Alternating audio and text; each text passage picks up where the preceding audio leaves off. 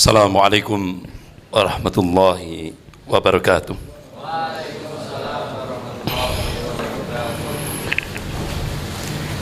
Innal hamdalillah nahmaduhu wa nasta'inuhu wa nastaghfiruh wa na'udzu billahi min shururi anfusina wa min sayyiati a'malina. May yahdihillahu fala mudilla lahu wa may yudlil fala hadiya lahu. Asyhadu an la ilaha illallah wahdahu la syarika lah wa asyhadu anna Muhammadan abduhu wa rasuluh. Ya ayyuhalladzina amanu taqullaha haqqa tuqatih wa la tamutunna illa wa antum muslimun. Ya ayyuhan nasu taqu rabbakum alladzi khalaqakum min nafsin wahidah wa khalaqa minha zawjaha wa batha minhuma rijalan katsiran wa nisaa wattaqullaha alladzi tas'aluna bihi wal arham innallaha kana 'alaikum raqiba. Ya ayyuhalladzina amanu taqullaha wa qulu qawlan sadida yuslih lakum a'malakum wa yaghfir lakum dhunubakum wa may yuti'illaha wa rasulahu faqad faza fawzan 'azima. Amma ba'd, fa inna asdaqal hadis kitabullah wa khairul hadi hadi Muhammadin sallallahu alaihi wasallam wa syarrul umur muhdatsatuha wa kullu muhdatsatin bid'ah wa kullu bid'atin dhalalah wa kullu dhalalatin finnar.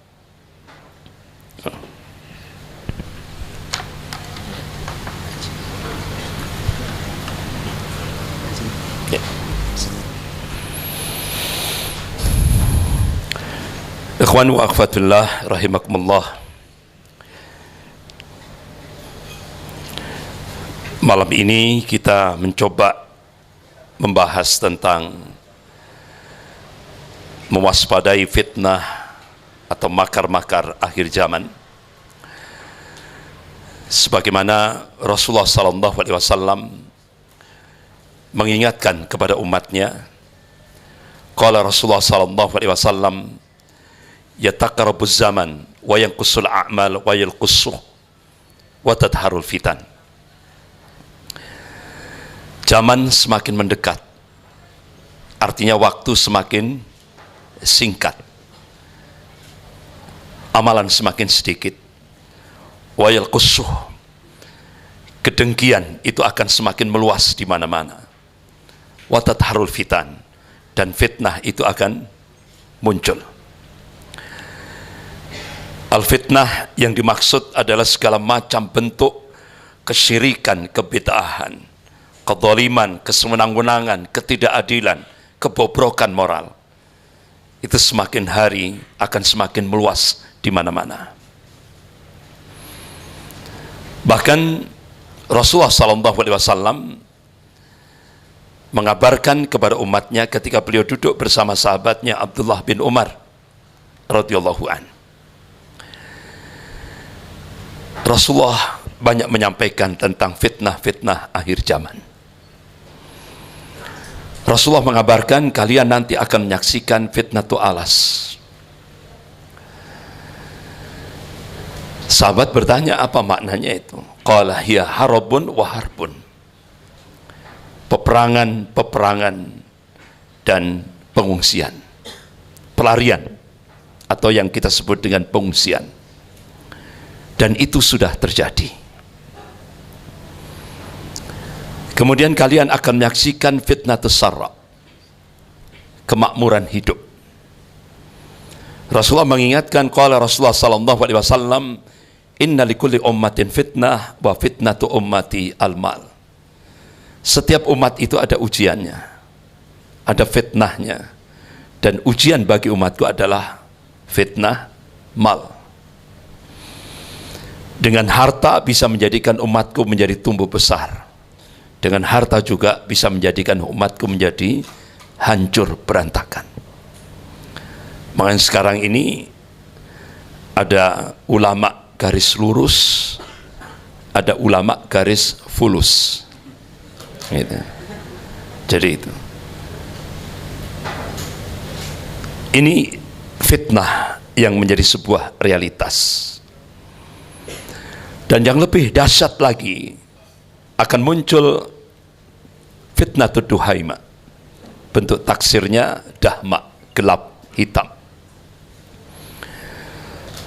Rasulullah SAW mengabarkan kondisi umat pada saat fitnah duhaima itu terjadi.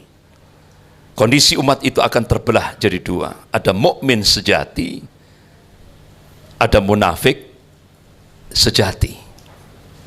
Mukminnya sejati, juga munafiknya juga sejati. Artinya mukmin sejati di dalamnya tidak ada kemunafikan. Artinya munafik sejati di dalamnya tidak ada keimanan. Seperti itu. Jadi fitnah itu benar-benar dahsyat sekali. Sampai Rasulullah mengabarkan kondisi realitas umat. Qala yusbihu rajulun mu'minan wa yumsi kafiran, au yumsi mu'minan wa yusbihu kafiran. Di mana pagi beriman, sore sudah jadi kafir. Atau sore beriman, paginya sudah jadi kafir. Why? Kenapa? Qala yabi'u dinahu bi arati minad dunya. Dia jual agamanya dengan harga dunia. Jadi kalau fitnah duhaima ini kalau kita korelasikan dalam kehidupan berbangsa dan bernegara di Indonesia, ini kira-kira sudah terjadi? Sudah real, sudah nyata. Berapa banyak sekarang kita lihat kaum muslimin menjual akidahnya demi fulus, pangkat, ya, jabatan, ya, popularitas dan sebagainya dan sebagainya.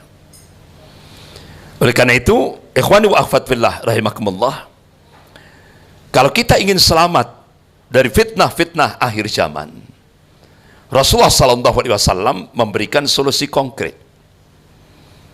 Kita diperintah oleh Rasulullah SAW untuk tarji' ila dinikum, kembali kepada agama kita. Sebagaimana Rasulullah mengingatkan, qala Rasulullah SAW, idza tabayatum bil aina wa akhadtum adnabal baqari wa raditum bi jar'i wa taraktumul jihad salatu alaikum dullah la yanju hatta tarji' ila dinikum. Rawahu Abu Dawud. Idza tabayatum bil aina, jika kalian bermuamalah dengan cara-cara al-ina, itu salah satu dalam sistem riba. Wa akhadtum adnabal baqari wa raditum bi jar'i, ini bahasa kinayah, bahasa kiasan, perumpamaan. Jika kalian pegang ekor-ekor sapi, kalian ridho dengan bercocok tanam. Artinya, maknanya, jika umat Islam itu muamalahnya dengan sistem riba, jika umat Islam itu sibuk dengan dunia, jika umat Islam itu meninggalkan al-jihad fisabilillah, salatullah alaikum tullah, Allah akan turunkan kehinaan. La yanju syai'a, sedikit pun Allah tidak akan mencabut dari kehinaan itu. Hatta tarji' ila dinikum, hingga kalian kembali kepada agama kalian, kembali kepada akidah yang sahih, kembali rujuk ilal Quran was sunnah. Ini kiat kalau kita kepingin selamat. Ini hadis sahih rawahu Abu Dawud. Kiat yang kedua, kalau kita ingin selamat ketika kita menghadapi, sebagaimana tadi disampaikan, kita sekarang ini masuk periodisasi sejarah yang keempat, Mulkan Jabriyah, di mana Rasulullah mengabarkan ketika saat-saat Mulkan Jabriyah ini, penguasa-penguasa umara yang muncul itu kadzab wa dhalim, pembohong dan dhalim. Bahkan Rasulullah menegaskan, kalau kita dukung, kita benarkan kebohongannya, kalau kita dukung kezalimannya, falaysa minni, bukan golonganku, kata Rasulullah. Mereka bukan golonganku. Ya. Dan kalian tidak akan bisa meminum air telaga, kalian tidak akan bisa menuju al-khautun Nabi, telaga Nabi.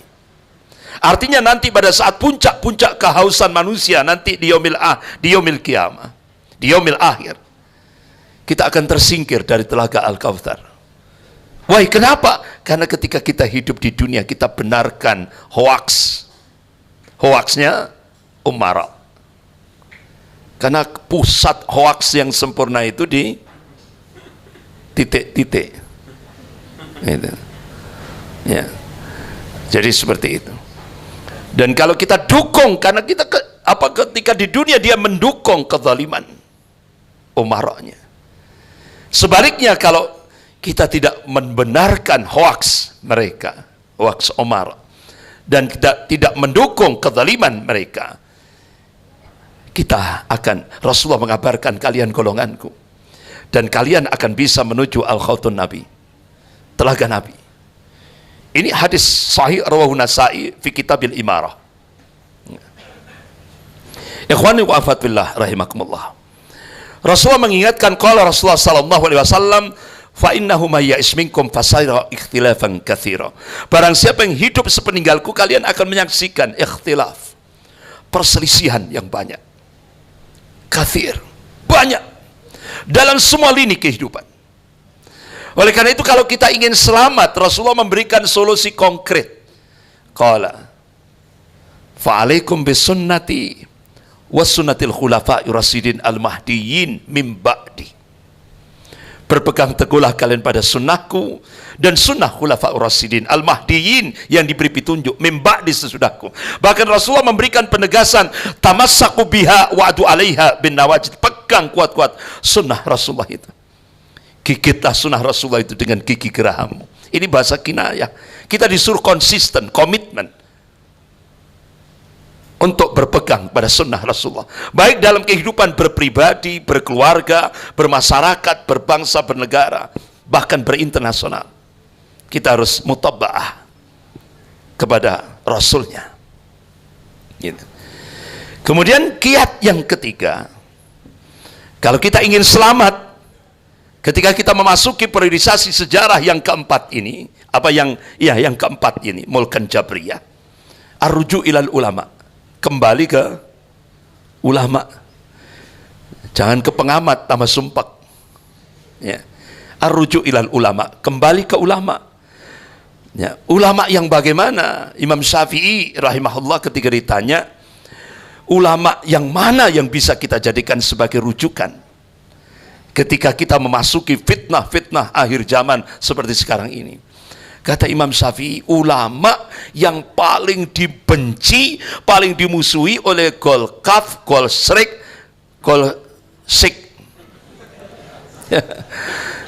Jadi gol kaf golongan kafir, gol fik golongan munafik, gol srik golongan musyrik, gol sik golongan fasik. Itu yang patut kita jadikan sebagai rujukan. Nah, makanya kalau ada ulama yang dipuji-puji oleh orang kafir, berarti ini ulama garis fulus. Jadi seperti itu. Jadi sekarang mudah sekali membedakan. Kemudian yang keempat, kalau kita ingin selamat, ketika kita memasuki periodisasi sejarah yang keempat ini, mulkan jabriyah, kita harus kuatkan kesabaran. Ternyata tidak cukup sabar, tapi memang kuatkan kesabaran. Jadi kalau istilah bahasa pewayangan, karena ini di Jogja gitu ya, seperti digodok di kawah, condro di muko. Nah itu kan. Jadi butuh sabar yang baja. Nah itu.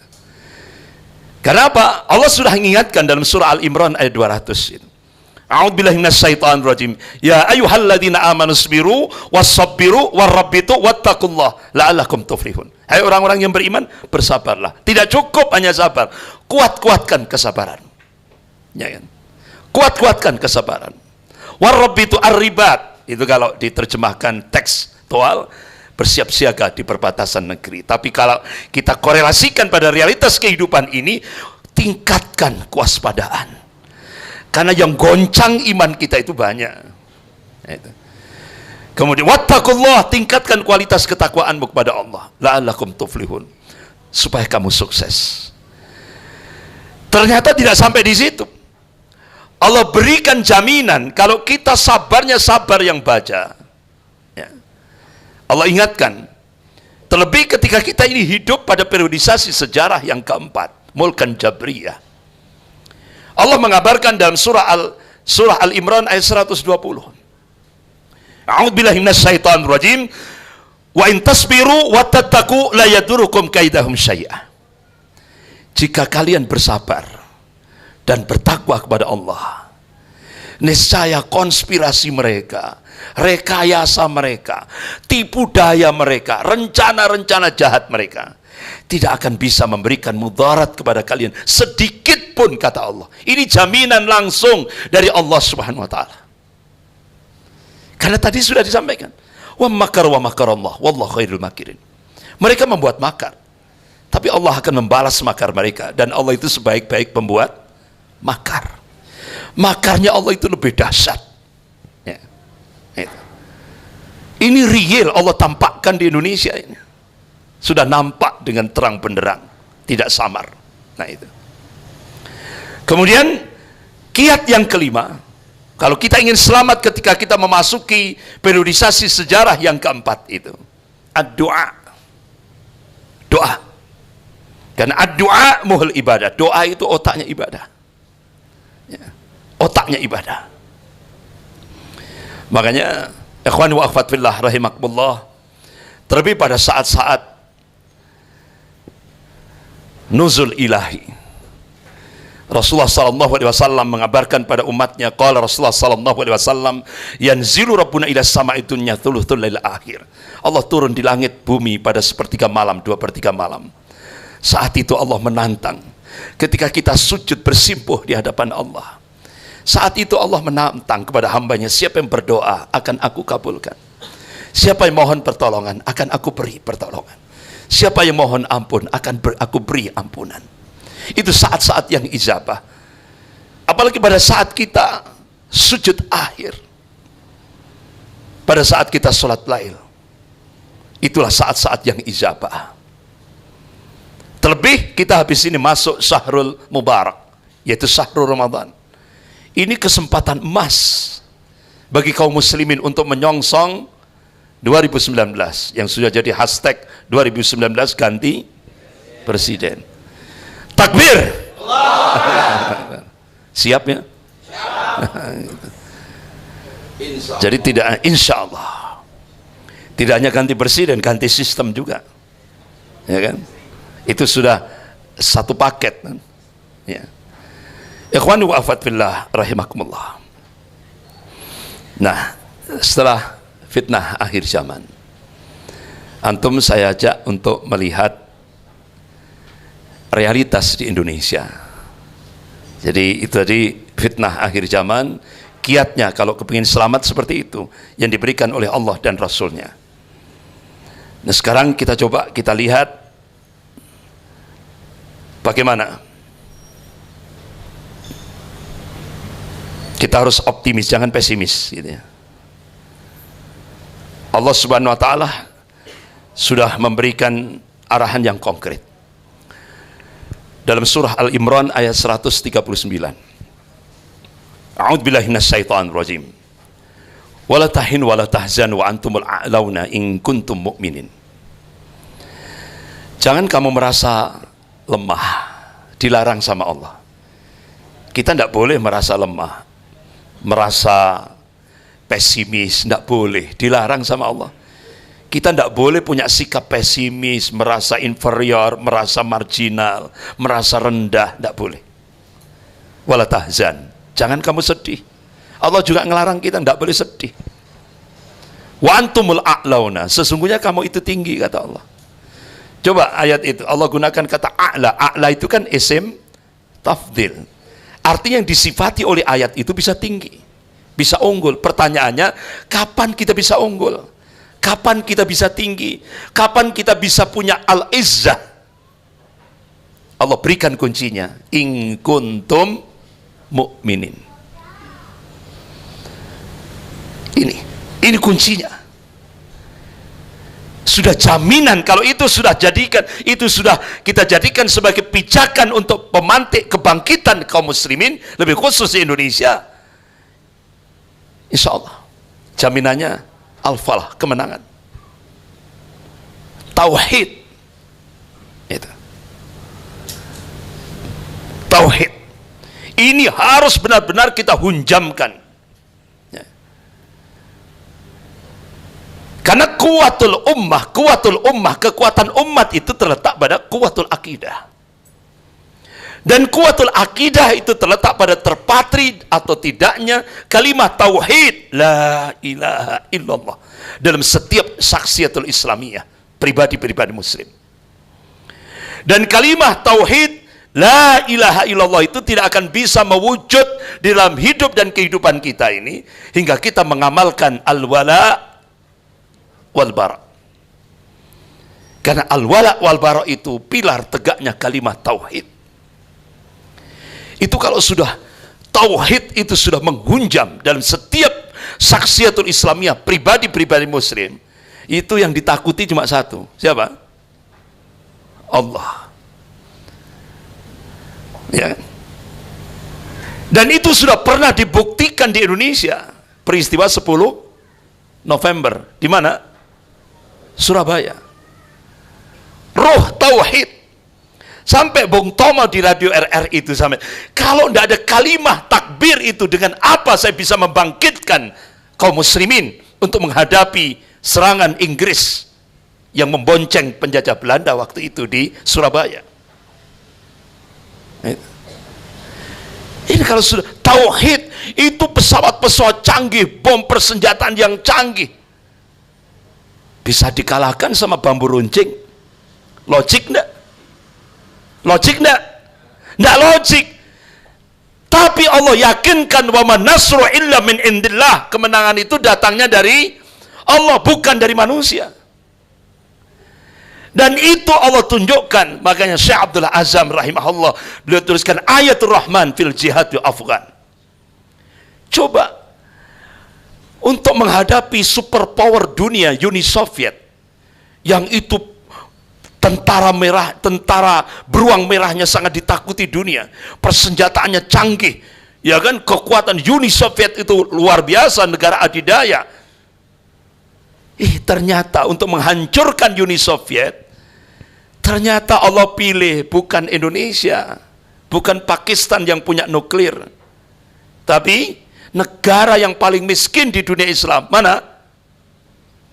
Jantungnya Khurasan, Afghanistan. Siapa yang dipilih oleh Allah? Seorang pemuda, seorang sabab. Makanya Rasulullah SAW, Masya Allah, luar biasa. Rasulullah sebelum wafat memberikan amanah pada seorang sabab, seorang pemuda. Karena pemuda itu secara psikologis, puncak-puncaknya hamasah, semangat itu pada usia muda. Puncak-puncaknya kuatul fikrah, kekuatan pemikiran pada usia muda. Ya, puncak-puncaknya kekuatan tidak hanya kuatul hamasa, semangat, kuatul jasad juga pada usia muda. Makanya siapa yang paling banyak berada di garda terdepan pembela al-haq? Pemuda. Pembela kebatilan juga pemuda. Ya, sabab itu. Makanya Rasulullah SAW, Masya Allah, mau wafat Rasulullah memberikan amanah kepada seorang sabab, seorang pemuda, umurnya 18 tahun. Siapa? Usamah bin Zaid. 18 tahun itu kalau di Indonesia SMA ya, SLTA. Untuk Rasulullah memberi amanah dijadikan komandan perang menghadapi dua negara superpower, Persia dan Romawi. Allahu Akbar. Padahal veteran-veteran perang Badar yang ahli strategi perang banyak kan? Tapi Rasulullah SAW sebelum wafat memberi amanah pada seorang pemuda yang umurnya 18 tahun. Artinya apa? Rasulullah sudah memberi contoh konkret. Pemuda itu berubah sebagai agent of change, agen perubahan sebuah bangsa, sebuah negara, bahkan sebuah kekuatan dunia. Pemuda, ya kan? Itu Rasulullah. memberikan amanah.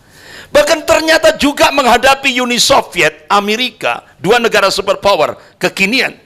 Itu pemuda juga Allah gerakkan. Siapa? Syekh Abdul Azam rahimahullah. Beliau Allah gerakkan dari Palestina menuju jantungnya Khurasan, Afghanistan. Akhirnya beliau dirikan Baitul Ansar, rumah Ansar, penolong agama Allah. Nah, kalau di Jogja, teras dakwah. Nah itu Syekh Abdul Azam merekrut kalangan pemuda yang miskin-miskin, karena di Afghanistan negara miskin, ya, yang artinya kurus-kurus, ya, kurus-kurus karena jarang makan. Wong negara miskin Afghanistan, itu yang direkrut, kantongnya kempes semua karena tidak ada isinya. Itu yang direkrut oleh Syekh Abdul Azam, dibina, ditarbiyah langsung oleh Syekh Abdul Azam rahimahullah, ya. Beliau tancapkan tauhid rububiyah, tauhid uluhiyah, tauhid asma wa sifat. Beliau bangkitkan semangat jihad fisabilillah. Akhirnya Allahu Akbar, Uni Soviet hancur ketika menghadapi mujahidin Taliban. Pelajar kan? Taliban, pelajar. Persenjataannya antara bumi dan langit. Iya kan? Persenjataan mujahidin Taliban senjatanya jadul. Sementara Uni Soviet, ya Allah, canggih, super canggih. Lo kok menang? Uni Soviet hancur, langsung berkeping-keping, hancur, berantakan. Kemudian bergeraklah Amerika dengan 47 negara untuk menghadapi mujahidin Taliban. Menang enggak Amerika? Amerika mundur semua, 47 negara semua mundur. Dan kemenangan itu ada pada mujahidin Taliban. Allahu Akbar. Dan itu tidak pernah diekspos di Jawa Pos, apalagi Metro Tipu. Ya. Ikhwan wa akhwat fillah rahimakumullah. Balik lagi ke slide. Masih al-ummah. Rasulullah sallallahu alaihi wasallam mengingatkan pada umatnya, qala Rasulullah sallallahu alaihi wasallam, man asbaha bi amril mu'minin falisa minni. Rawahu Ahmad. Barang siapa yang bangun pagi hari, dia tidak peduli terhadap masalah-masalah umat, Rasulullah menegaskan falisa minni, mereka bukan golonganku. Jadi kalau kita bangun pagi hari, kita cuek, masa bodoh terhadap problem-problem umat, problem kaum muslimin, Rasulullah menegaskan falisa minni, mereka bukan golonganku. Eman kita hidup sekali, tadi kita dikatakan bukan golongan Rasulullah, rugi. Kita hidup cuma sekali. Makanya malam hari ini kita mikirkan umat saja dapat pahala, apalagi action, berbuat untuk umat. Masya Allah.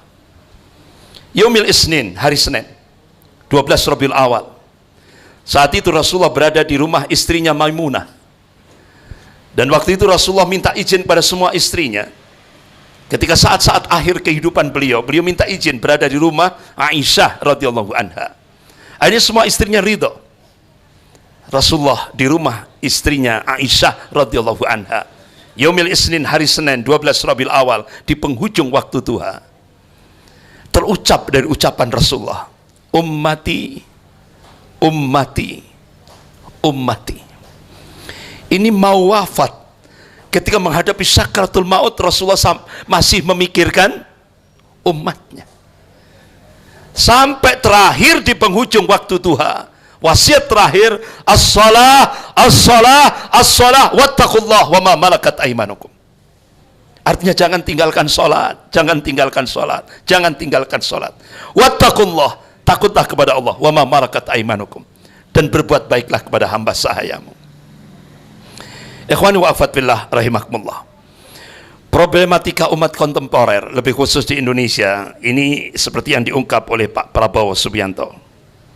Indonesia bubar tahun 2030.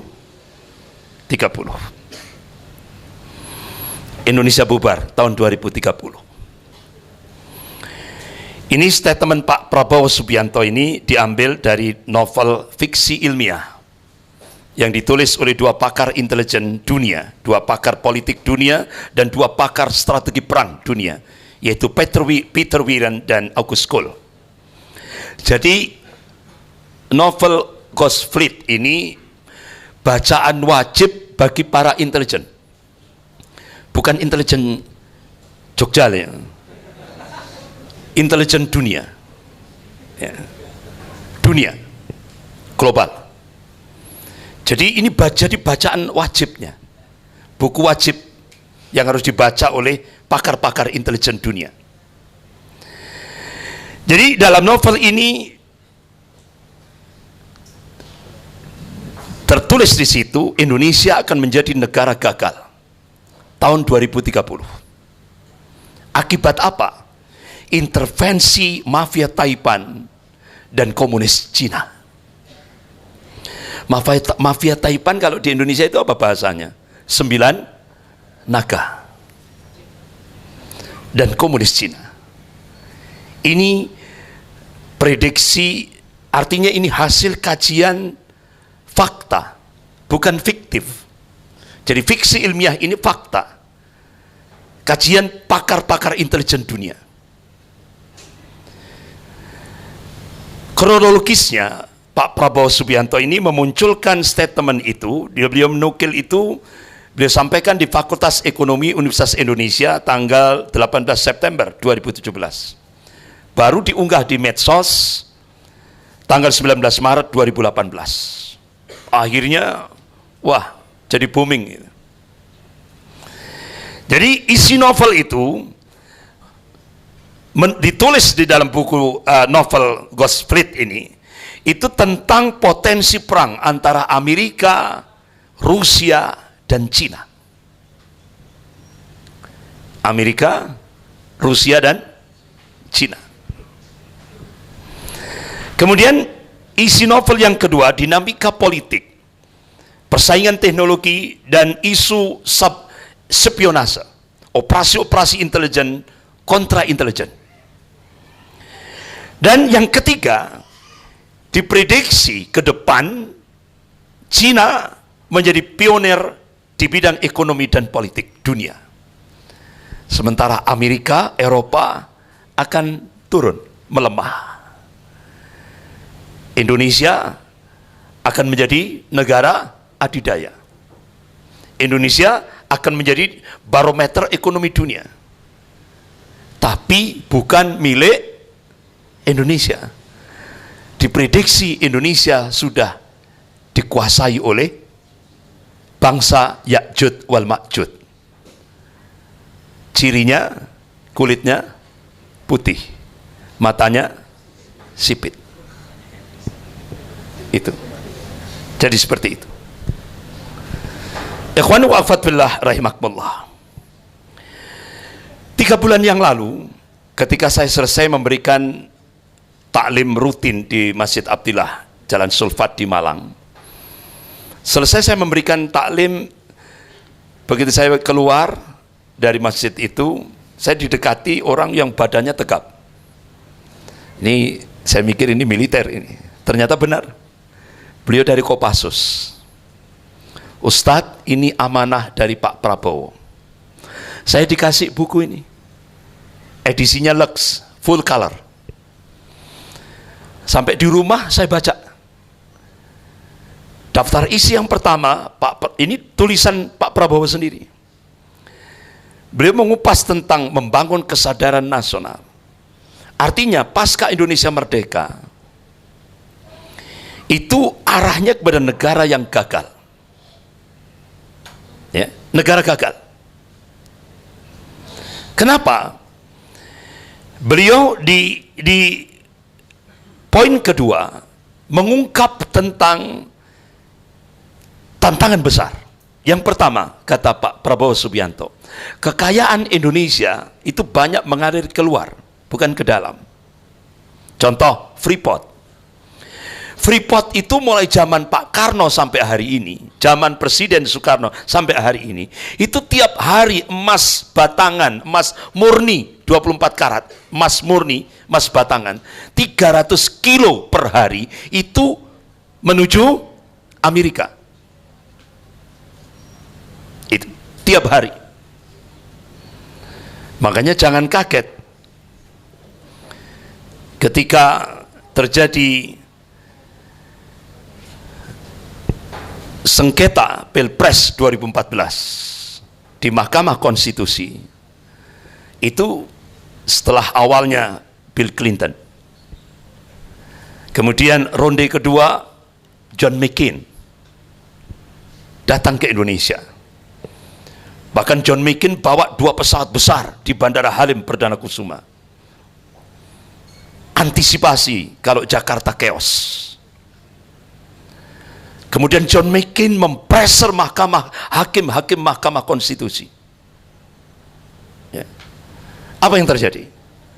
Setelah sekian bulan, hakim-hakim Mahkamah Konstitusi nyanyi. Nyanyinya apa?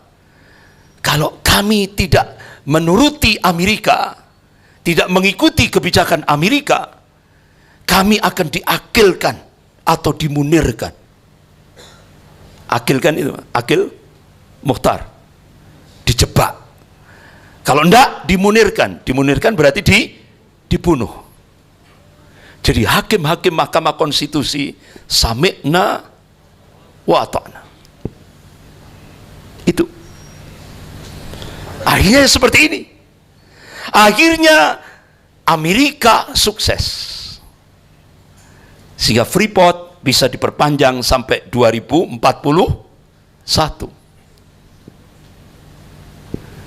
Karena yang dikejar oleh Amerika itu bukan tidak hanya gunung emasnya, di bawah gunung emas itu ada yang lebih mahal. Apa? Uranium. Itu. Belum lagi gasnya di Papua yang dikuasai oleh Cina. Luar biasa. Jadi banyak, jangankan itu di Jawa Timur, itu ada kota paling kecil, kota kecil Bojonegoro. Di sana ada blok Cepu. Tidak boleh Pertamina eksplorasi sendiri, tidak boleh. Itu sudah dikuasai oleh Exxon Mobil, Yahudi Amerika. Jadi sumber daya alam, kekayaan sumber daya alam Indonesia ini semua sudah dikuasai asing dan asing. Banyak mengalir keluar. Kemudian yang kedua, sistem politik Indonesia banyak dikuasai pemodal besar. Itu. Makanya jangan kaget, Profesor Amin Rais dulu pernah memberikan statement, kalau ingin jadi RI 1 itu harus minta ridho, ya kan? Minta ridho apa itu namanya? Minta rekomendasi lah gitu ya. Ya, dari kekuatan pemodal besar ini, Amerika dan Cina. Itu. Jadi, ikhwanu wa akhwat fillah rahimakumullah, di Amerika itu ada satu tempat yang di situ tempat pertemuan elit Indonesia dan elit Amerika. Jadi kalau mau masuk ke situ ada hutan kecil, itu ada bendera Amerika dan Indonesia. Di sana kebetulan saya kaget sekali ketika selesai kuliah subuh, ada orang buntuti saya, Ustadz, saya minta waktu 10 menit saja. Ya monggo silakan. Saya tanya, Bapak domisilinya di mana? Saya 2 tempat, Ustaz, Indonesia dan Amerika. Kebetulan dia punya 2 warga negara Indonesia dan warga negara Amerika. Nah kebetulan beliau itu punya akses di situ. Jadi di sana itu ada seorang guru besar ahli Indonesia. Dia katakan, kalau bahasa Jawanya Indonesia itu ke depan kalau tidak nyenden Amerika ya nyenden Cina. Jadi seperti itu. Kalau bahasa Jawanya seperti itu. Nah, ikhwan wa akhwat fillah rahimakumullah. Kita baru kaget apa yang disampaikan oleh Profesor Mahfud MD di Indonesia Layar Club. Ternyata jangankan sistem politik, undang-undang saja itu ada jual beli di parlemen kita. Jadi satu kata itu dijual 50 juta rupiah belum satu kalimat, belum satu pasal. Jadi jangan kaget, 60 produk hukum di Indonesia itu sudah diintervensi oleh Amerika dan Cina. 60 produk hukum. Jadi jual beli pasal itu sesuatu yang wajar di parlemen kita. Itu diungkap oleh Profesor Mahfud MD. Makanya sistem politik di Indonesia itu sudah rusak. Ya. Nah, oleh karena itu Pak Prabowo Subianto memunculkan poin yang ketiga, solusi. Strategi mencegah tragedi Indonesia. Beliau berikan solusi strategis. Nah itu. Jadi buku ini bagus sekali. Tapi saya kadang berpikir, kenapa Pak Prabowo tidak mengungkap bukunya dia? Kenapa yang dinukil malah Ghostplate? Saya tidak tahu itu apa anunya. Padahal tanda-tanda kehancuran Indonesia itu sudah ada dalam buku ini. Tapi beliau memberikan solusi untuk supaya Indonesia tidak menjadi negara gagal. Nah itu. Ini mantan Panglima TNI Jenderal Purnawirawan Djoko Santoso. Kata beliau, bukan mustahil Indonesia bubar. Prabowo cuma mengingatkan. Jadi Pak Prabowo itu cuma memberikan warning, mengingatkan. Gitu. Jangan dianggap enteng. Ini kata mantan Panglima TNI Jenderal Purnawirawan Djoko Santoso. Uni Soviet itu persenjataannya canggih, ekonominya kuat, ya kan? Negara maju, ya. Bisa bubar 70 tahun, bubar. Yugoslavia ekonominya kuat, militernya kuat, persenjataannya kuat. Bahkan presidennya hampir mirip dengan Presiden Soekarno, karismatik, Tito itu, ya kan? Bisa bubar. Indonesia sekarang 72 tahun kan? Indonesia sekarang 72 tahun kan? Jangan dianggap enteng, kata beliau. Begitu juga Jenderal Gatot Nurmantio. Setelah beliau pensiun 1 April, beliau baru ngomong. Jadi soal ancaman Indonesia bubar 2030 malah bisa lebih cepat, kata Jenderal Gatot Nurmantio. Bisa lebih cepat dari tahun 2030. Kalau kepastian hukum makin lemah. Artinya hukum tidak tegak. Yang muncul ketidakadilan hukum. Bukan keadilan hukum. Makanya saya cukup kaget sekali hasil pertemuan sarjana-sarjana hukum muslim di Hotel Saraswati Semarang, ya. Hotel Saraswati Semarang. Itu rekomendasinya Indonesia sekarang sudah mengarah pada bukan negara Reksstat, bukan negara hukum, tapi Makstat, negara kekuasaan. Artinya hukum milik penguasa. Itu. Kemudian kata Jenderal Gatot Nurmantio, krisis ekonomi dan sosial makin mengancam. Ini sudah ada di Indonesia. Kesenjangan makin terbuka. Sudah. Sumber daya alam banyak dikuasai asing. Sudah. Lemahnya SDM. Apalagi sekarang Presiden menandatangani peraturan Presiden nomor berapa itu? Nomor 20 ya, tahun 2018. Tentang kemudahan bagi tenaga kerja asing. Jadi tenaga kerja asing sekarang digaji oleh Indonesia berapa juta? 65 juta. Apa? 15 juta, Pak? Kalau dosen 65 juta, kalau tenaga kerja asing 15 juta, sementara tenaga lokal 2 juta. Ini. Jadi itulah. Makanya Pak Prabowo sampai memberikan statement rotok kasar itu. Goblok gitu ya. Ya kan? Statement Pak Prabowo goblok gitu ya. Kenapa? Ini kebijakan yang tidak elegan. Contoh, masyarakat, rakyat curhat. Loh, kenapa beras semakin mahal? Akhirnya dijawab oleh Menko Kresra. Ya, Tuan Putri. Ya. Ya, rakyat miskin jangan banyak makan. Coba, ini kan kebijakan tidak elegan. Muncul lagi, sekarang daging mahal. Nah, dijawab oleh menterinya, apa? Makan keong saja. Astagfirullah. Muncul lagi curhat, para petani-petani di Indonesia. Loh, ini kan musim panen raya, beras surplus. Kenapa kok impor sampai 500.000 ton, ya kan? Jawabnya Menteri Pertanian, ini tanda kecintaan Mukidi kepada rakyatnya. Oh, Dilan ya, update sudah berarti ya. Ya sudah update seperti itu. Jadi tanda kecintaan Dilan kepada rakyatnya. Nah, akhirnya dibongkar sama Profesor Rizal Ramli, ternyata di balik impor itu ada fulus. Tiap tonnya $30. Nah, kali 500.000 ton, berapa triliun itu? Ya kan, kalau dirupiahkan. Ada fulusnya. Jadi impor itu ada komisi. Itu yang dicari. Ya Allah, ya itulah realitasnya. Ikhwan wa akhwat fillah rahimakumullah. Waktu itu masih belum update ya, belum Dilan ya, masih Mukidi ya. Jadi waktu itu ketika Prabowo memberikan statement seperti itu, wah, ini Prabowo pemimpin pesimis, ya kan? Ini qala Mukidi. Ya. Akhirnya dijawab oleh Jenderal Gatot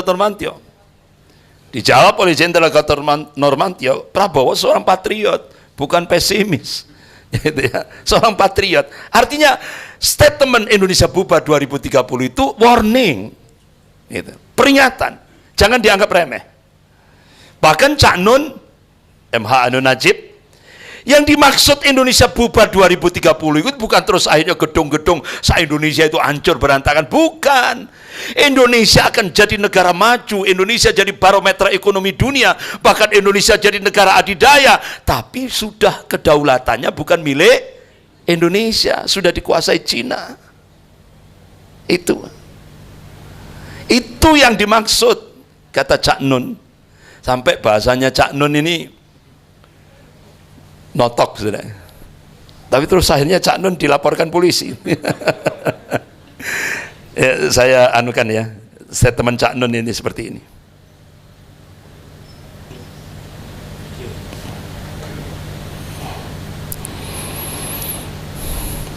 Bahasanya Cak Nun muru'ah. Ya.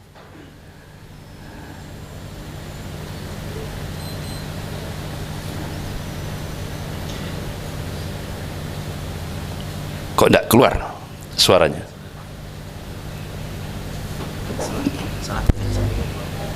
Seharusnya sudah masuk.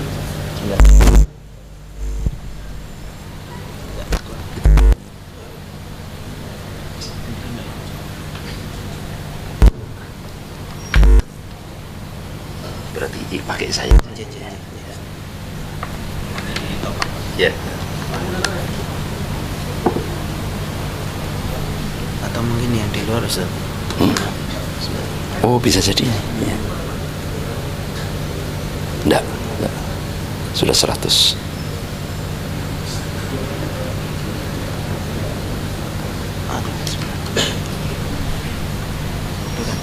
Kok nggak keluar aja?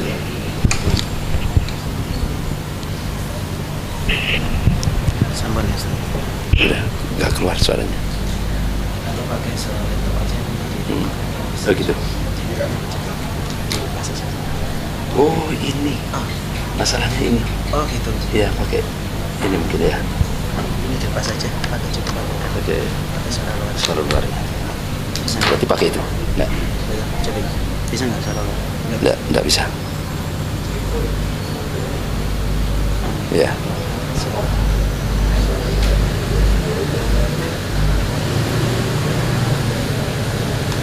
Ikhwan wa akhwat fillah rahimakumullah. Jadi kata Cak Nun, ya ini langsung saja saya sampaikan. Jadi sampai Cak Nun memberikan ungkapan, Sekarang Mukidi mempersilahkan bangsa Ya'jud wal Ma'jud itu untuk nginjak-nginjak kepala-kepala kita. Jadi sampai Cak Nun bahasanya sudah bahasa kasar, sudah notok sudah itu. Kalau ini terus terjadi, Mukidi akan ditawur oleh rakyatnya sendiri. Apa ditawur ini? Ya. Jadi seperti itulah. Sampai akhirnya Cak Nun dilaporkan polisi. Ya. Jadi seperti itu. Ikhwan wa akhwat fillah rahimakumullah. Kalau kita kembalikan pada tadi kan salah satu dari 5 kiat kalau kita ingin selamat, ar-ruju' ilal ulama. Kembali ke ulama. Sebenarnya apa yang terjadi di Indonesia itu sudah diungkap oleh ulama Ahlus Sunnah, yaitu Ibnu Khaldun dalam kitabnya Muqaddimah. Jadi kitab yang ditulis oleh Ibnu Khaldun, di samping pijakan beliau adalah Al-Quran was Sunnah, itu beliau ditambah dengan fikul waqi'iyah, realitas kehidupan negara di seluruh dunia. Makanya analisisnya tajam sekali. Jadi kata beliau, tanda-tanda kehancuran sebuah daulah atau negara. Yang pertama diawali dengan kezaliman pemerintah yang tidak lagi peduli, tidak mempedulikan hak dan kesejahteraan rakyatnya. Kira-kira sudah terjadi tidak di Indonesia? Sudah kan? Yang kedua, sikap sewenang-wenang terhadap rakyat. Kira-kira antum ketika naik BBM dikabari enggak? Nah, ya. Itu zalim apa enggak? Nah, itu. Jadi kata Ibnu Khaldun, kalau sudah 2 poin ini sudah muncul di sebuah negara, itu tanda-tanda kehancuran sebuah negara. Implikasinya, kata beliau, akan timbul rasa ketidakpuasan, kebencian dan ketidakpedulian rakyat. Makanya jangan kaget muncul gerakan hashtag 2019. Ini sebuah realitas. Nah, situasi ini akan semakin parah kalau muncul iftirak, perpecahan di kalangan elit. Dan itu yang muncul akan terjadi disintegrasi bangsa. Makanya Pak Amin Rais ketika di Indonesia Layar Club beliau katakan, ini gerakan separatis ini harus diperhatikan. Makanya sampai Pak Amin Rais ini, Pak Lurah ini nggak ngerti. Oh, siapa Pak Lurah? Ya, Dilan. Nggak ngerti. Coba Duta Besar Republik Indonesia untuk Australia, ternyata gerakan separatis OPM itu digerakkan oleh jaringan gereja. Bahkan mantan Danjen Kopassus yang jadi Pangdam Jaya Pak Agus Santoso, itu mantan Danjen Kopassus. Beliau nyamar jadi Babinsa. Beliau masuk ke bandara-bandara perintis di Papua.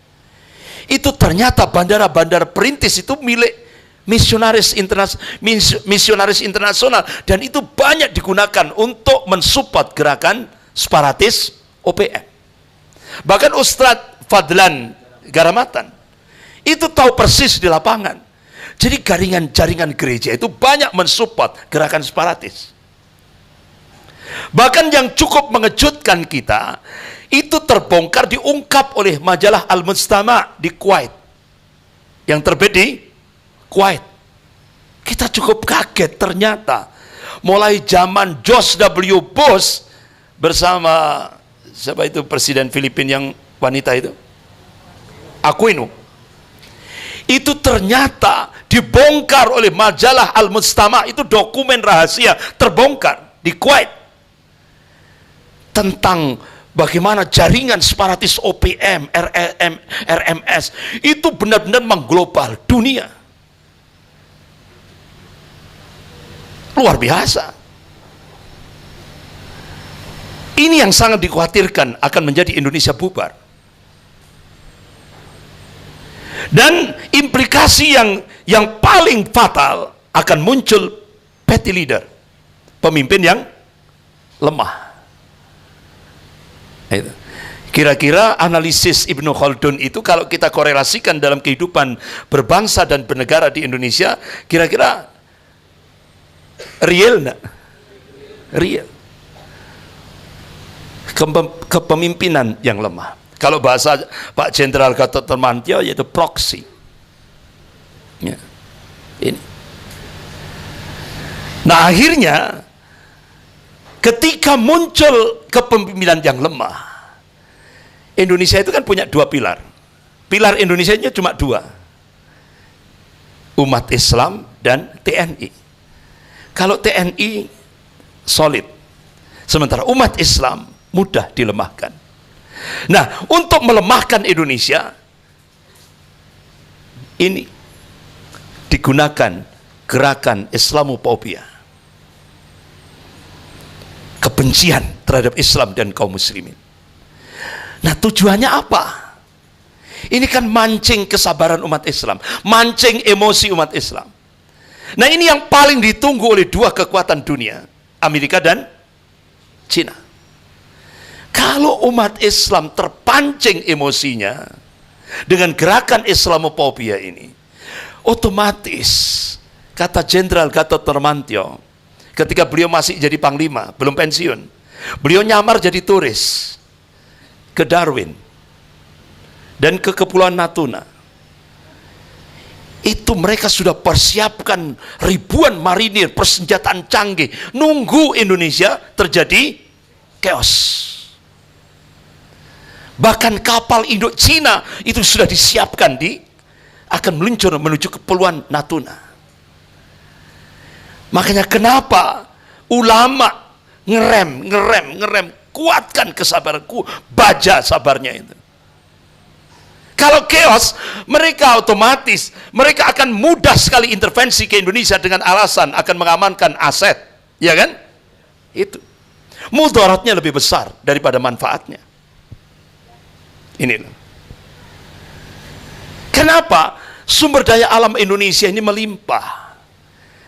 Jadi perang ke depan itu perang asimetris, itu bukan perang persenjataan, bukan perang menjarah sumber daya alam. Itu. Ikhwan wa akhwat fillah rahimakumullah. Jadi tujuannya apa sih gerakan Islamophobia? Untuk mempersempit ruang gerak umat Islam. Yang kedua, peluang menumbuhkan musuh Islam dari luar dan dalam Islam sendiri terbuka lebar. Dari luar Islam, koalisi mudah digalang. Di tubuh umat Islam sendiri akan ditanam orang-orang yang akan menikung dari dalam. Itulah operasi intelijen, operasi deception, penyusupan. Ya. Penyusupan. Nah itu. Nah kalau di Indonesia yang paling nyolok siapa ini? Abu Janda. Abu Duda ya. Ya. Ya. Sudah bukan ustadz kan ya. Nah, ini seperti ini, operasi intelijen, deception. Mereka aman terus karena ring satu dia di barisan Mukidi. Ikhwan wa akhwat fillah rahimakumullah. Jadi gerakan Islamophobia ini dahsyat. Apalagi kekuatan media di Indonesia ini sudah dikuasai oleh Zionisme internasional. Jadi media itu adalah alat untuk mengendalikan informasi, membangun opini, mempengaruhi massa, menggerakkan massa, kemudian menjatuhkan musuh. Jadi media itu memiliki peran penting dalam pertarungan ideologi. Jadi musuh-musuh Islam tidak hanya melancarkan perang melalui fisik terhadap kaum muslimin di Indonesia, mereka juga melancarkan perang melalui media. Mereka menyebarkan propaganda yang menyesatkan opini masyarakat dalam rangka mendiskreditkan Islam dan kaum muslimin. Makanya jadi beberapa waktu yang lalu kan ada Muslim Cyber Army abal-abal. Ada relawan 212 abal-abal. Ya kan? Jadi akhirnya mereka dirikan Muslim Cyber Army abal-abal, kemudian ditangkap-tangkap sendiri, ya, diklarifikasi sendiri, ya, kemudian ditonton sendiri, ya, akhirnya dilihat dia sendiri, ya kan? Jadi yang namanya Muslim Cyber Army tidak pernah ada ketuanya, tidak ada sekretarisnya, tidak ada bendara, dan tidak pernah kumpul. Karena seluruh umat Islam se-Indonesia ini anggota Muslim Cyber Army. Jadi akhirnya ketika dia mengatakan, dia langsung, saya ketua Muslim Cyber Army minta maaf kepada umat, kepada rakyat Indonesia. Ini ternyata dia lupa menghapus akunnya. Tidak tahunya kelompok Mukidi. Ya, inilah. Jadi abal-abal.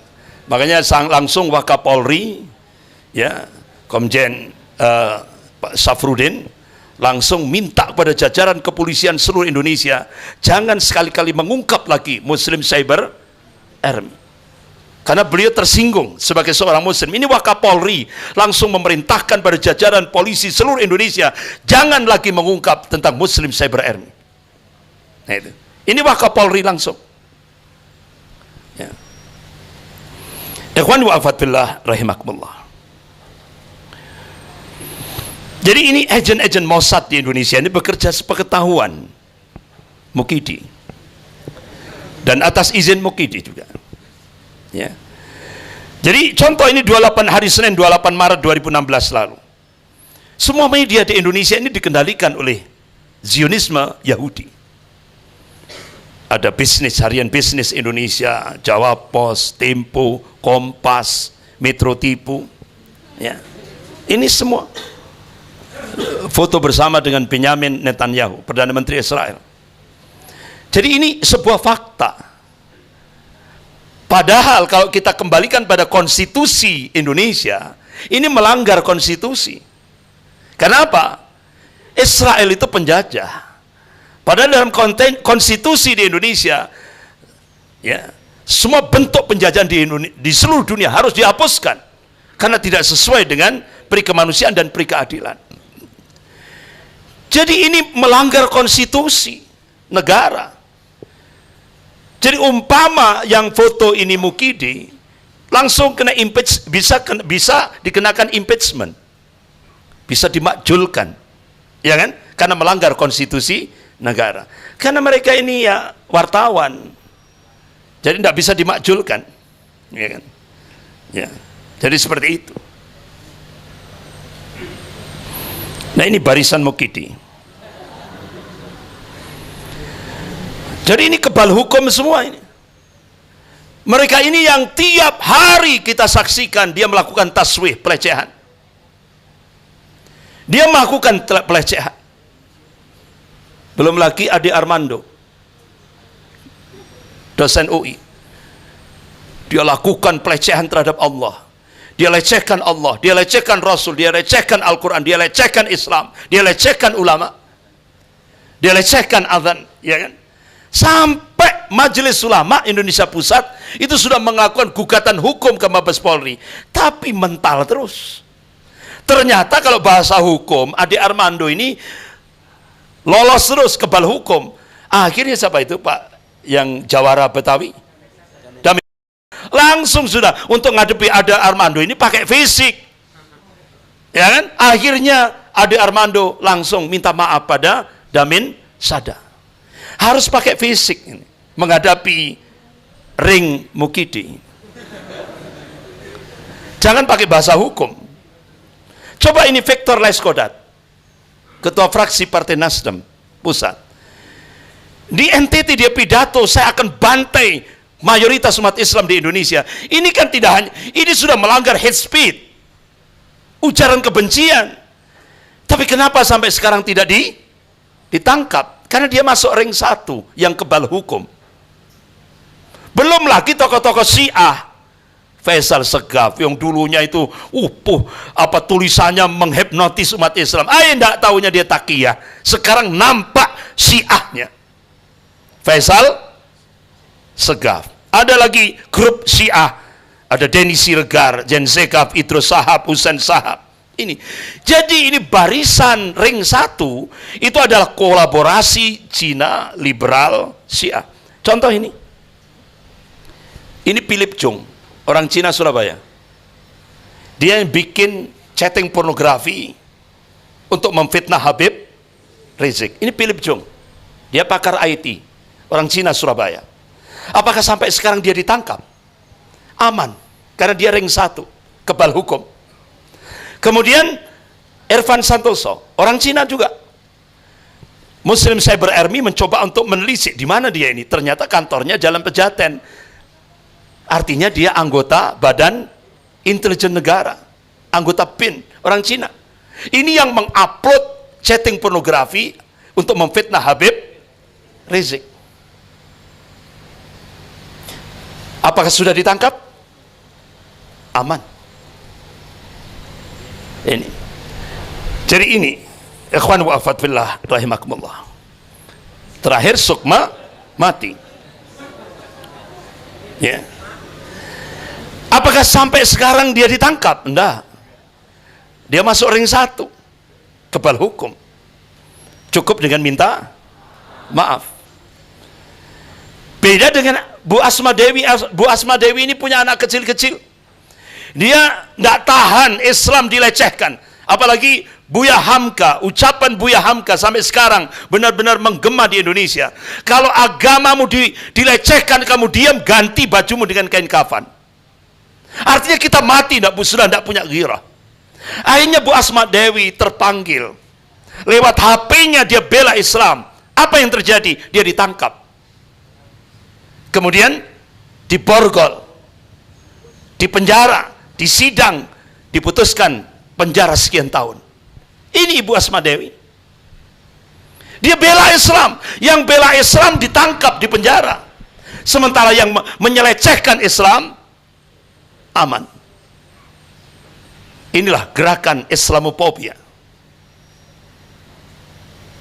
Terakhir, nggak usah lama-lama ya ini ya, karena ini daerahnya ini. Oh bukan ya? Oh ya, daerah istimewa ini ya, daerah istimewa. Nah ini kan kelihatan jahil merokap. Masuk kau bilang Tuhan sangat dekat, namun kau sendiri manggilnya dengan pengeras suara. Ya dikira adzan itu untuk memanggil Allah katanya. Astagfirullah. Ya kan? Ya inilah. Ternyata operasi gerakan Islamophobia itu untuk mengalihkan isu. Isu apa? Dibaca sendiri ya, ini kode etik ini. Ya. Jadi ternyata gerakan taswif, pelecehan terhadap Islam itu untuk mengalihkan isu ini. Ini sudah. Ikhwan wa akhwat fillah rahimakumullah. Ini warning Indonesia bubar. Peringatan Indonesia bubar. Yang pertama, kiblat Indonesia sekarang ini sudah beralih dari Amerika ke Cina. Kiblatnya sudah berubah. Bahkan Indonesia dapat hutang 647 triliun. Ya. Bahkan ikhwan wa akhwat fillah rahimakumullah,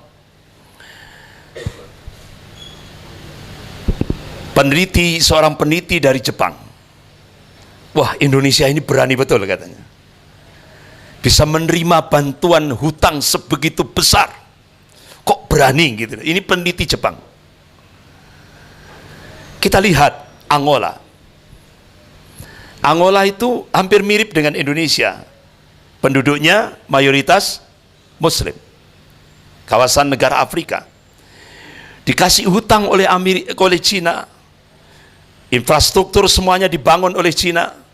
Materialnya semua dari Cina, buruh-buruhnya semua dari Cina. Akhirnya Cina bisa menguasai parlemen Angola. Akhirnya apa yang terjadi? Islam dilarang, diharamkan masuk Angola. Sehingga akhirnya ribuan, ratusan masjid madrasah dihancurkan. Karena Angola sudah dikuasai oleh Cina. Akankah Indonesia seperti Angola? Ini kegelisahan ulama.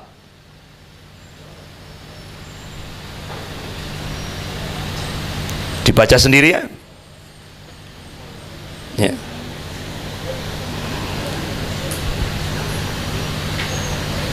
Ini sudah pernah tahu? Sudah kan? Jadi nggak perlu dibaca ya. Saya kira inilah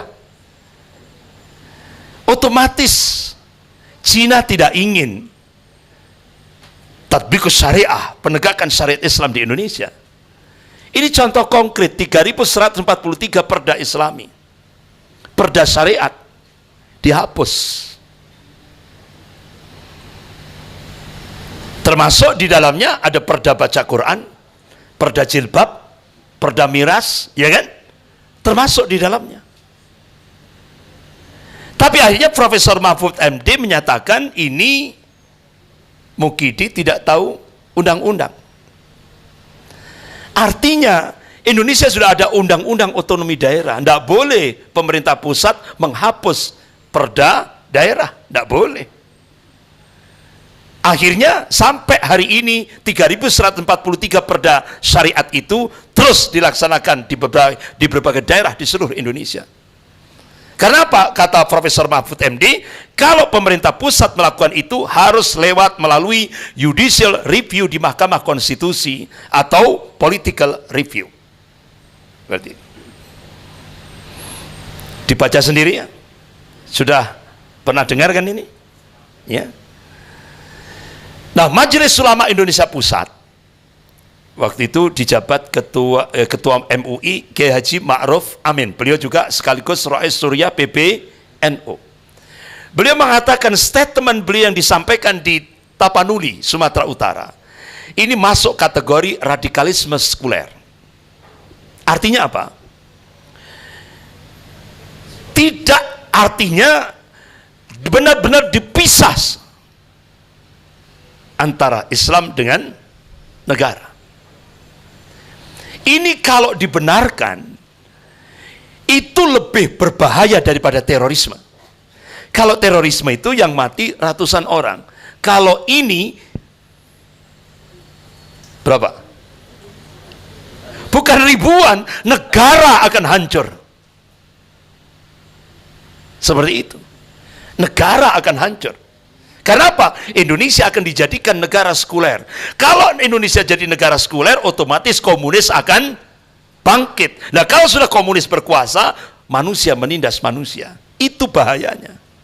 Makanya pimpinan pusat Muhammadiyah yang dipimpin oleh Profesor Kiai Haji Yunahar Ilyas menegaskan Muhammadiyah, pimpinan pusat Muhammadiyah menolak pemisahan antara agama dan politik. Karena Indonesia bukan negara sekuler. Indonesia itu negara berketuhanan yang Maha Esa. Seperti itu. Jadi dalam perspektif Islam, kita tidak boleh memisahkan agama dan politik. Karena itu sama saja memisahkan umat Islam dari Al-Quran dan As-Sunnah. Tapi menjelang Pilpres ini, Dilan berubah. Agama dan politik harus beriringan. Qala Dilan. Ya. Ini tahun politik. Boleh kan bahas politik? Boleh, tahun politik. Ikhwan wa akhwat fillah rahimakumullah. Bagi-bagi sertifikat. Tapi ada fotonya. Jadi di dalamnya sertifikat itu ada foto. Jadi ini mencuri stat ini. Kampanye duluan. Ya kan? Nah, akhirnya dikritik oleh Pak Amin itu Jogja apa Solo? Jogja ya Pak Amin ya. Dikritik sama Pak Amin. Program bagi-bagi sertifikat itu merupakan program ngibul. Bohong kata Pak Amin. Itu untuk menutupi janji reforma agraria. Jadi padahal reforma agraria itu sejatinya bukan pemberian sertifikasi. Tanpa lebih dulu dilakukan penataan kepemilikan tanah. Jadi itu program ngibul. Akhirnya dijawab sendiri sama orang dalam. Ataria Dahlan ya. Orang dalam ya. Tokoh PDIP. Dia mengatakan ini bukan pembagian sertifikat hak milik, bukan, ini sertifikat pembagian lahan garapan. Gitu. Jadi bukan hak milik, bukan.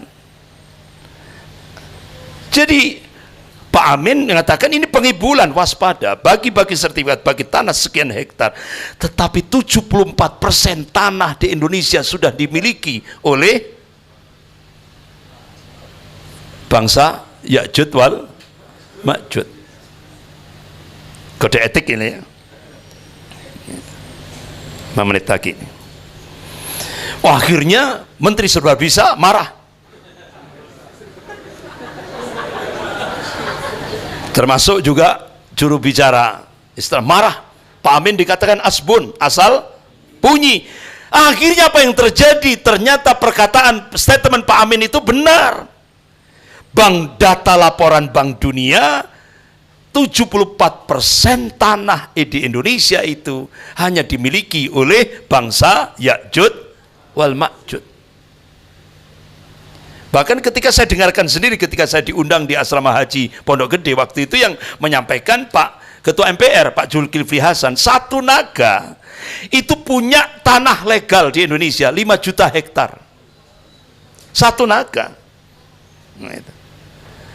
Jadi kalau Pak Amin ngomong seperti ini real, bukan bohong. Pak Amin ini ngomong, ini hasil riset Bank Dunia meneliti di Indonesia, 74% tanah di Indonesia sudah dimiliki. Ini tanda-tanda Indonesia bisa bubar. Jadi rakyat Indonesia hanya dikasih 26%. Coba. Makanya Rasulullah mengingatkan, kalau sudah Rasulullah mengingatkan tentang pemimpin, jangan sampai mengkhianati rakyat. Rasulullah menegaskan ilharamahullahu alaihil jannah. Ya, kalau sudah seorang pemimpin itu mengkhianati rakyat, dia diharamkan dari surganya Allah Subhanahu wa taala. Rusaknya sistem politik Indonesia. Ini waktunya 5 menit. Saya percepat serangan Cina ke Indonesia. Ya, jadi ternyata Cina tidak hanya ngasih utang. Berapa ton yang dimasukkan oleh Cina narkoba? 600 ton. Itu kira-kira penyelundupan apa perang itu? Perang itu, Pak. Penyelundupan itu kan sekilo, 2 kilo. Ini 600 ton. Yang 250 ton sudah beredar di Indonesia, yang 30 ton baru terbongkar. Nah, kalau Anda jadi mukidi, ini Pak Budi Waseso dapat hadiah kan? Kalau jamaah teras dakwah yang jadi mukidi. Tapi ternyata Pak Budi Waseso diberhentikan secara mendadak. Bahasa kasarnya dipecatnya. Gara-gara membongkar 30 ton. Nah, kata Pak Budi Waseso, sekarang itu kan 250 sudah nyebar, sudah beredar di Indonesia, 250 ton narkoba. Ditambah yang dibongkar 30 ton. Itu ratusan ton lagi, sisa dari 600 ton, itu sudah parkir di Timor Leste. Tinggal masuk ke Indonesia. Itu yang diungkap oleh Pak Budi Waseso, disampaikan oleh Ketua MPR, Pak Zulkifli Hasan. Tidak hanya 600 ton narkoba, PSK Cina juga dimasukkan. Jadi sudah sampai di Surabaya, Jawa Timur. Dirusak generasi ini. Inilah bahayanya bangsa Ya'jud wal Ma'jud.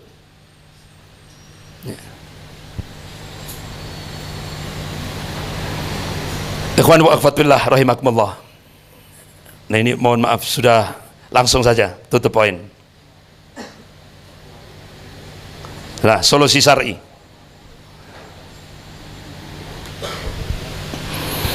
Bagaimana solusi menurut Al-Quran dan Sunnah? Apa action kita setelah kita melihat masalah ummah, problematika umat seperti itu, lebih khusus di Indonesia? Jadi ayat apa yang saya sampaikan ini umat Islam perlu tahu. Perlu tahu. Tapi jangan dilihat dari kacamata manusia. Lihatlah tantangan itu dari kacamata iman. Artinya kalau kita lihat tantangan yang sudah saya sampaikan ini, realitas yang ada di Indonesia, kalau kita lihat ini jangan pakai kacamata manusia. Sedih kita, miris, ya kan? Mungkin kalau bagi akhwatnya tidak bisa makan, tidak bisa tidur. Nah, lihatlah dengan kacamata iman. Semua apa yang saya sampaikan ini kecil, yang besar hanyalah Allah. Itu saudara. Nah sekarang apa yang harus kita bangun? Ya, action kita apa untuk umat ini? Bangun kuatul ummah. Yang pertama, kembalikan akidah al-wala wal bara di tengah-tengah umat ini. Yang kedua, kobarkan semangat jihad fisabilillah seperti yang ditegakkan oleh Rasulullah dan para sahabatnya. Lakukan i'dad baik madiyah maupun maknawiyah, fisik maupun non fisik.